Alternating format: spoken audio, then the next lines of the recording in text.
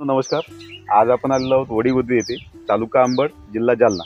आणि आपल्यासोबत प्रगतशील शेतकरी आहेत ज्यांच्याकडे पाण्याची कमतरता कधीच नव्हती.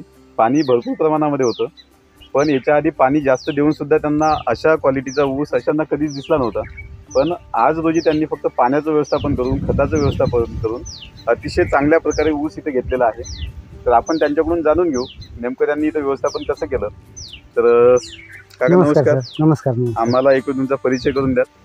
माझं नाव चौरे अशोक अंबादास. मी वडीगुद्री येथील शेतकरी आहे आणि तसं राहायला मी जालन्यालाच आहे. या ठिकाणी माझं जे क्षेत्र आहे ते ऊसाचं क्षेत्र आहे 5.5 एकर आणि मोसंबीचं 4 एकर आणि 1 एकर आमचं म्हणजे गहू आणि इतर पिकासाठी राहतो, तूर वगैरे रब्बीमध्ये. तर आम्ही या ठिकाणी मोसंबीलाही नेटाफेम कंपनीकडून ड्रिपच केलेलं आहे ते 5-6 वर्षापूर्वी आणि डबल लाईन केलेली आहे. आणि आहे यादव सर, त्यांची आमची भेट झाली आणि त्यांनी आम्हाला या गोष्टीचं महत्त्व पटवून दिलं की तुम्ही व्यवस्थापन जर व्यवस्थित केलं तर तुम्हाला आत्ता जे तुम्हाला आजपर्यंत जे उत्पन्न निघालं होतं त्यापेक्षा निश्चितच तुमचं उत्पन्न जास्त वाढ होईल. की त्यांनी पूर्ण सर्वे केला, त्याचं डिझाईन करून दिलं आम्हाला. या ठिकाणी येऊन त्यांच्याबरोबर त्यांचे एक तंत्रज्ञही आले होते, ते डिस्चार्ज कॅल्क्युलेशन वगैरे सर्व. मग त्यांनी ते ड्रिपचं जी साईज आहे त्यांची 16 mm तिचीच निवड केली. ऊसाचं बियाणं या परिसरामध्ये आम्हाला यापूर्वीचे जे अनुभव होते त्याच्यावरून आम्ही 265 को या जातीचीच निवड केली. ही जी लागवड आहे 4 फूट सरीची आहे आणि त्याच्यामध्ये आम्ही 1.5 फुटावरती बेण्याची लागवड केली होती. आणि ऊसाचं कमतरता पाण्याची नव्हती या परिसरात आम्हाला, परंतु जे पाणी जास्त सोडण्यामुळं म्हणा किंवा ते त्याचं गैरव्यवस्थापन होत होतं, म्हणून करता आम्ही हे नेटाफेम कंपनीच्या ड्रिपची जी निवड केली तर त्याच्यातून आमचा महत्त्वाचे जे फायदे झाले त्याची मला नमूद करावीशी वाटतात. की आम्ही त्यातून सर्वात महत्त्वाचं म्हणजे खत व्यवस्थापन. हे आम्हाला त्या व्हेंचुरीमधून आम्हाला जे ड्रिप जे खतं आहेत, जे आता लिक्विडची खतं आम्ही सगळे तेच दिलेले आहेत. बेसल डोस वगैरे काहीही दिलेलं नाही आहे. कारण बेसल डोसचं माझं जे अनुभव होता की ते द्यायचं आणि ते जमिनीत खाली निघून जायचं, त्याच्या ऊसाच्या मुळ्या खाली जाईपर्यंत ते आणखीन खाली गेलेलं राहायचं. म्हणून करता आम्ही हे इन्स्टंट खतं देणे आणि त्याला लेबरचीच गरज नाही ना. आमचा एक माणूस पूर्ण 10 एकर परिसर कंट्रोल करतो आहे.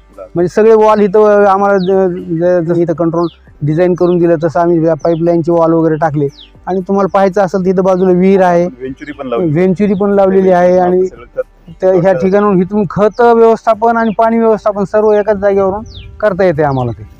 आणि त्याचा जो रिझल्ट आहे तर आपण या ठिकाणी पाहू शकतात. आज 6 महिने झालेले आहेत, आता 7वा महिना चालू आहे.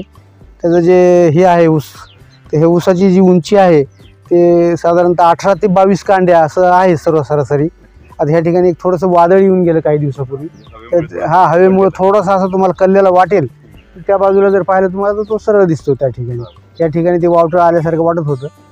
तर ते जे आता का आहे आम्हाला आणखीनही 5 ते 6 महिने आमच्या हातात आहेत, तेव्हा मग ते ऊसाच्या कांड्या आणखीनही 28-30 पर्यंत जातील. त्या जाडी वाढेल, त्याची लांबी वाढेल. आणि असं वाटतं की आम्हाला ह्याचं उत्पादन निश्चितच आम्ही ह्यावेळेस 70 टनापर्यंत त्याचं आम्ही उत्पादकता गाठू असा आम्हाला विश्वास आहे. पण याच्या आधी लागवड केलेला ऊस नाही आम्हाला याच्यामध्ये तुम्हाला फरक जाणवला का? नाही, आमचं 35 टनाच्या पुढे कधी उत्पादन केलं नव्हतं यापूर्वी. हातपाटाने पाणी देणे, त्याच्यात मग ते पाण्याचं गैरव्यवस्थापन होत होतं. मग कधीतरी लाईट जायची, मग काही भागाला पाणी वेळेवर मिळायचंच नाही. काहीतरी म्हणजे लाईट नसेल, काही वादळ आलं की तिकडे इथं खेड्यामध्ये लवकर रिपेअर होत नाही. मग ते काही ठिकाणी मग ते ड्रॉट कंडिशन तयार व्हायची, तो त्या भागातला ऊस जळून जायचा. पण इथं आम्हाला दररोज आम्ही 5 एकरला 2-2 तास जरी सोडला आम्ही तरी आमचं ते कव्हर होत होते 4 पूर्ण. आणि ते पाहिजे तेवढं त्याला पाणी मिळत होतं, खत मिळत होतं. हा तर निश्चित फायदा आहे. तर शेतकरी बंधूंनो, आपण पाहू शकता अतिशय चांगल्या प्रकारे ऊस इथं आलेला आहे. फक्त 6 महिने कंप्लीट झालेले आहे. 7वा महिना जस्ट या ऊसाला चालू आहे. आणि पाहण्यासारखं ऊस सध्याच्या परिस्थितीमध्ये आहे. थोडासा फक्त वादळी वाऱ्यामुळे हा ऊस ह्या परिसरात थोडंसं झालेलं आहे. पलीकडे आहे सगळीकडे चांगले. साधारणतः एक 4-5 गुंठे परिसर थोडासा पडलेला आहे आमचा, बाकी नाही आणखी. तर धन्यवाद. आपण जी माहिती दिली त्याबद्दल आम्ही आपले आभारी आहोत. धन्यवाद सर.